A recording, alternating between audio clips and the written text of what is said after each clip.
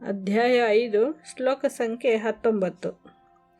ಇಹೈವ ತೈರ್ಜಿತಃ ಸರ್ಗಃ ಯೇಷಾಂ ಸಾಮ್ಯೇ ಸ್ಥಿತಂ ಮನಃ ನಿರ್ದೋಷಂ ಹಿ ಸಮಂ ಬ್ರಹ್ಮ ತಸ್ಮಾದ್ ಬ್ರಹ್ಮಣಿ ತೇ ಸ್ಥಿತಾಃ.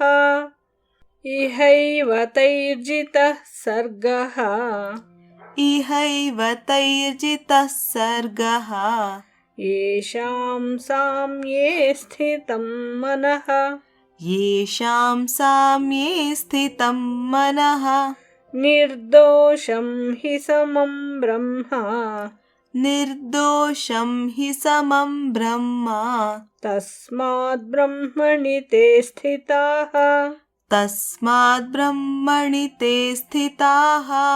ಇಹೈವ ತೈರ್ಜಿತಃ ಸರ್ಗಃ ಯೇಷಾಂ ಸಾಮ್ಯೇ ಸ್ಥಿತಂ ಮನಃ ಇಹೈವ ತೈರ್ಜಿತಃ ಸರ್ಗಃ ಯೇಷಾಂ ಸಾಮ್ಯೇ ಸ್ಥಿತಂ ಮನಃ ನಿರ್ದೋಷಂ ಹಿ ಸಮಂ ಬ್ರಹ್ಮ ತಸ್ಮಾದ್ ಬ್ರಹ್ಮಣಿ ತೇ ಸ್ಥಿತಾಃ. ನಿರ್ದೋಷಂ ಹಿ ಸಮಂ ಬ್ರಹ್ಮ ತಸ್ಮಾದ್ ಬ್ರಹ್ಮಣಿ ತೇ ಸ್ಥಿತಾಃ. ಇಹೈವ ತೈರ್ಜಿತಃ ಸರ್ಗಃ ಯೇಷಾಂ ಸಾಮ್ಯೇ ಸ್ಥಿತಂ ಮನಃ ನಿರ್ದೋಷಂ ಹಿ ಸಮಂ ಬ್ರಹ್ಮ ತಸ್ಮಾದ್ ಬ್ರಹ್ಮಣಿ ತೇ ಸ್ಥಿತಾಃ.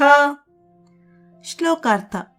ಸಮಭಾವದ ಮನಸ್ಸನ್ನು ಹೊಂದಿದವನೇ ಈ ಜನ್ಮದಲ್ಲಿ ಸಮಸ್ತ ಜಗತ್ತನ್ನು ಗೆದ್ದು ಪರಮಾತ್ಮನಲ್ಲಿ ಸ್ಥಿರವಾಗಿರುತ್ತಾನೆ, ಏಕೆಂದರೆ ಪರಮಾತ್ಮನು ನಿರ್ದೋಷನೂ ಸಮಭಾವದವನೂ ಆಗಿದ್ದಾನೆ.